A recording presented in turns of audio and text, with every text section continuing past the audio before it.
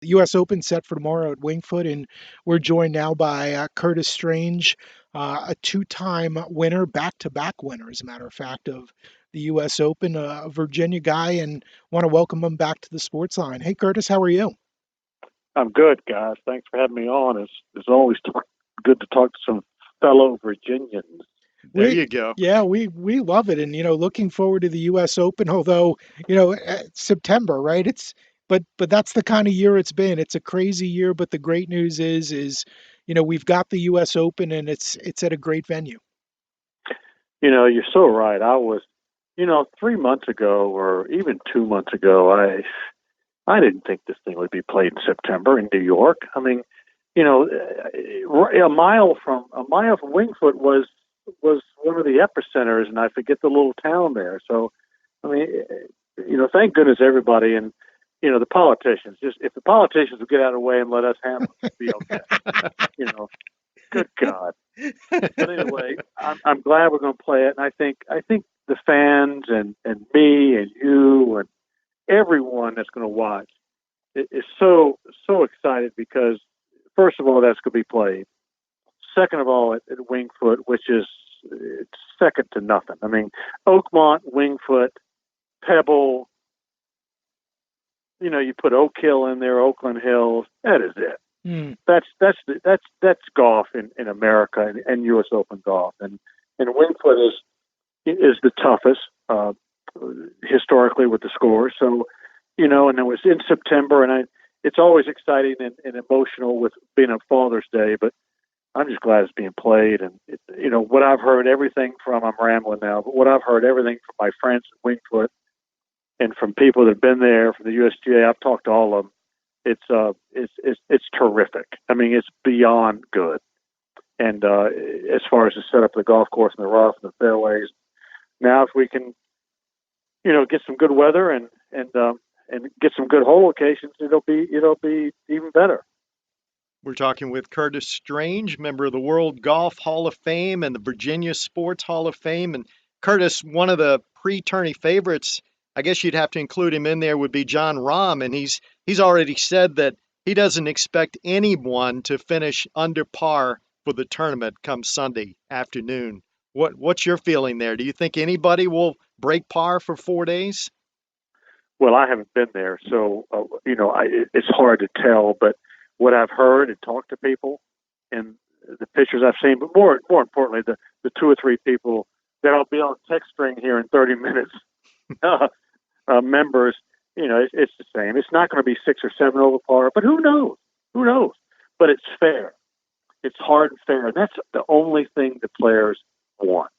They don't want Shinnecock and crusty greens are too fast in the wind. It become, I mean, just get out of the way and let Winged Foot be the star of the show. Winged Foot this week is the star of the show because of the history, the iconic nature of atmosphere of the place, the clubhouse, best bar and grill in America, by the way, in the clubhouse. But it's just the history of the club pros there, and Craig Wood to Claude Harmon to Tom Diaporti to all of them. I mean, it's such great history there. And just let it be the show. And that's what we continue to say to the USGA. And last year they got it right in Pebble Beach. But I wonder, what is right and wrong? Just let the golf course play. Let it show its true color and characteristics, and we'll get a true champion. Curtis, Rich and I were talking about back in '84 when Fuzzy Zeller beat Greg Norman in the playoff to win the title. And I bet you know the guy who finished third in that tournament. That was you. It was closer than the final score. I went to the. It was my first. It was not my first. It was my second. Moving on in toward a lead of a major, and it was exciting, and it was a great learning experience. Are you disappointed finishing third? No, because I never really had a chance to win. They played so well, but it was tremendous in my growth as somebody who could handle or know what the pressure was like.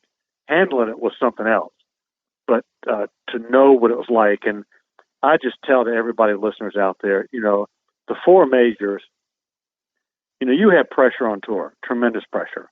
The majors are tenfold, not even close to the same thing, because you know what it means. You know the tradition there. You know your name on a trophy with many other great. It's just everything about it.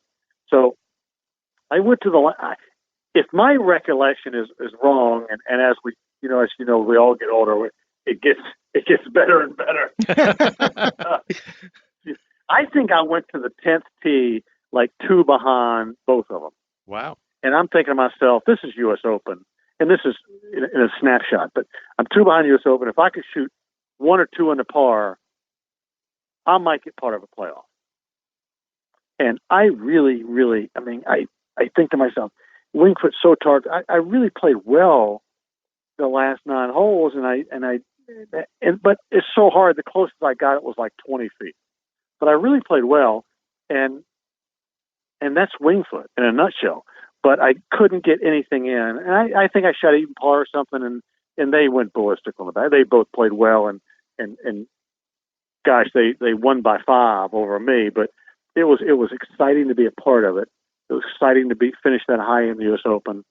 But Greg and Fuzzy put on a hell of a show, and then Fuzzy, we forget Fuzzy the next day just annihilated Greg. He shot a hell of a round and became a 2-time major champion. And then a couple years later, you go back to back, a feat that hadn't been accomplished until Brooks Koepka just did it recently. And, winning one U.S. Open's tough enough, but going back to back, that's amazing. What was it like? Well, look, can I say something first? Yeah. I get a laugh first, but I'm dead serious. As long as Brooks Koepka is not the last living back to back, I'm good with that. Okay? You know what? There's going to be a day, but I hope it's not today. Okay. It's just, I can't explain how important 83, 84 were. I played well in both U.S. Opens were to me in playing well and being a part of that stage. And then I played well in 86. And then in 88, I finished 4th in 86. And in 88, I was playing well again. But through tour wins, and my game didn't change really. My confidence did. And you start winning tournaments on what people would say a regular basis, but it's not. You win 2 tournaments at a 25. You win. It's not a regular percentage basis, but it is on tour. But you do it every year. But you play well.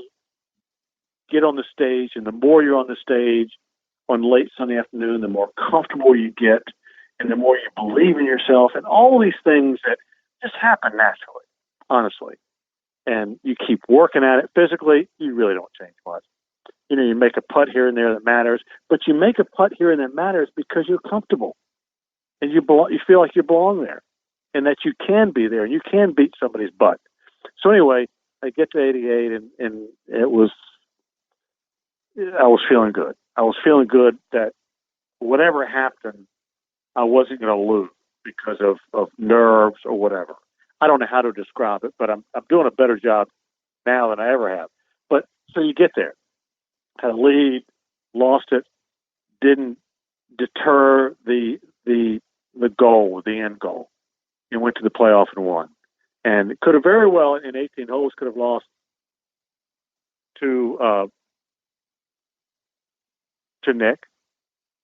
If he shoots 65, what am I to do? But he didn't, and I won. And it was just it wasn't a hurdle. It was a goal, but it wasn't a hurdle. It was it was very emotional and exciting. But you know what? Honestly, I went home the next week and I came back out just as full of piss and vinegar as I had before the U.S. Open, which is a good thing. I wanted to keep going and keep going and keep going. And then the next year was, some luck, some good play, right place at the right time, that kind of thing. Curtis, are you still residing in Virginia? I'm not. We moved down to North Carolina. Sarah's from New Bern, North Carolina. We moved down to the coast here, not far from New Bern, 16 years ago. And I will say this: I was born a Virginian. I am a Virginian. I will always be a Virginian. And even though I don't live in the state anymore, it's a huge part of me, and especially the older I get, because I still have a lot of family back there. My brother and my uncle, and my mother passed this past year, but I still have a tremendous amount of family, and I am. It's me, and I hate what we're living through right now in all aspects. But Virginia has such history and such a huge impact on the birth of our country that I'm proud to be a Virginian. So anyway, I'm down here. I'm in Florida a few months in the winter to get out of the cold. My bones feel better. But anyway, it's all good. You know what? It's all good. Talking with Curtis Strange here on the Sportsline U.S. Open tomorrow up at Wingfoot, and you were talking about your third place finish, back years ago. Tell us a little bit about Wingfoot, and for the folks that are just going to be watching on TV and have never been there, what are one or two of the holes that you remember and think could be key holes that will play a major factor in the tournament this weekend? Well, and every hole is a major factor in a major. There's no water hazards. I think there's a creek crossing the 14th hole or something. There's basically no water hazards. It's just a hard golf course from first tee to 18th green. What do I mean by that? It's long. It's long. Not overly long in today's terms, but you're in New York, and actually getting cool weather this week, so it's going to be fantastic. You got fairways in New York, bluegrass fairways. You don't have hard, fast fairways ever. There's always moisture in the ground, so it plays long. Always has. It's always had a lot of run. Dogleg, they're not really dog legs on a lot of the holes. There's just movement from right to left, which makes driving tough. If you can't drive it to the fairways, basically a straight hole. If you can drive it over the dog leg, or if you can't drive it to the dog leg, it's straight hole. If you can't drive it if you can drive it over the dog leg, it's okay. But if you drive it within that dog leg, which is kind of true to most of the holes at Wingfoot, now you have distance, control. You just have another element. There's almost like movement in the fairway, so it's tougher. Fairways will not be wide this week. I don't know what the average is, but it doesn't look very wide with the pictures I've seen. 26, 7, 28 wide fairways. Players will hit mostly drivers off the tee because they have to. And then if that's not enough, the greens are big greens at Wingfoot, have a lot of slope. Most of them have a lot of slope from back to front. But even when they don't have the slope from back to front, they're busy. I like to say they're busy. There's a lot of little tiny undulations, movement within the green. And therefore, when you don't put it close to the hole, if you have it 25 or 30 feet all day long, you really have to work your ass off to not have constantly 4 and 5 footers. They're very fast. And the key this week, there's two keys. Put it in the fairway off the tee and keep it below the hole, approaching to the green. If you can do that all day long, you'll have a good week. But the key is if you don't put it in the fairway, then everything else is thrown out the window, and you have to adapt to the situation on that particular hole from the rough. And would a third key be to avoid the hospitality tent on 18?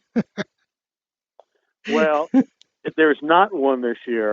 So just maybe, Lefty could have survived.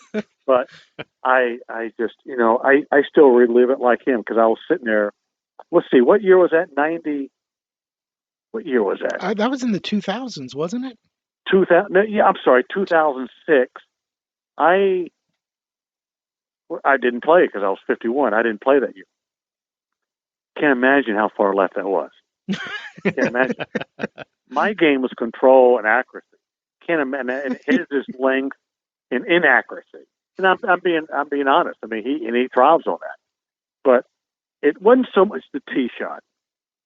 Phil, for the listeners, Phil missed the fairway at 18, 30 yards left, went up against the hospitality tent, but had a shot, a chip out shot. He tried to hit a miracle shot of a low 3-iron, ends up making triple, right?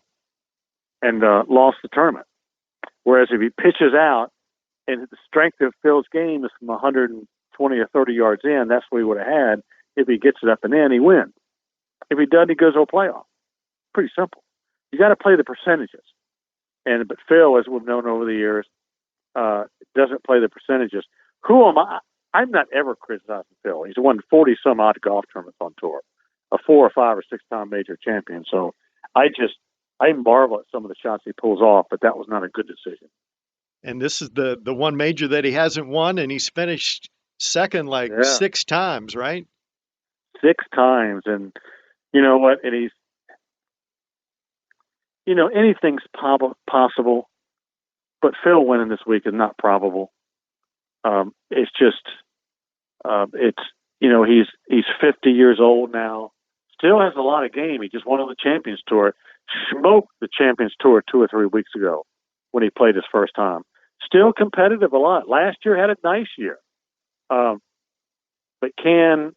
this isn't nice, and this isn't a nice golf course. This is a mean golf course in Wingfoot. And I just don't think he drives it near well enough to compete here this week. Who do you like this weekend? Dustin Johnson is the hot guy coming in. Do you think he can win a major? Another major? You know what? I think it's hard. It's, first of all, we try to predict in the fans on favorite, and my favorites, and betting favorites. It's all hogwash to start with. We do know one thing. Current form, DJ is in good form. Xander Schauffele, John Rahm's been playing well. Colin Morikawa, although very, very young, just won the PGA. Mm-hmm. And, then you have versus, Rory's not playing well. It's the same with names. There's a few others. I don't know how far the list you want to go. I mean, DJ is playing well and has the resume to back it up. Okay. Both combined, he's the odds-on favorite by far. But he still has to go up there and perform meaning more than anything else, put it in the fairway. With his length and these tight fairways, that becomes an issue just with pure geometry. So maybe he can if he backs off this week off the drive or some, I think it's a smart move. And I say Colin Morikawa because he's so young. He just won the PGA, so we know he can do it. But they say this young man has a complete game, drives it in the fairway, wonderful iron player, great short game. But has he tackled anything like Wingfoot's greens yet? No, never. So that's the other question in his performance. Rory's not playing well. I don't know why. Justin Thomas, same thing as DJ. You got to put in the fairway. John Rahm. All the top players are so long now, and number one priority this week at Wingfoot is putting in the fairway. It's going to be interesting to watch. You might have, but then again, you put on as a long golf course. I don't know. I'm not smart enough to figure it out. Webb Simpson certainly could do it, complete game, and puts in the fairway more than these other guys. So there's a list of guys that could, and one other guy I forgot, Daniel Berger.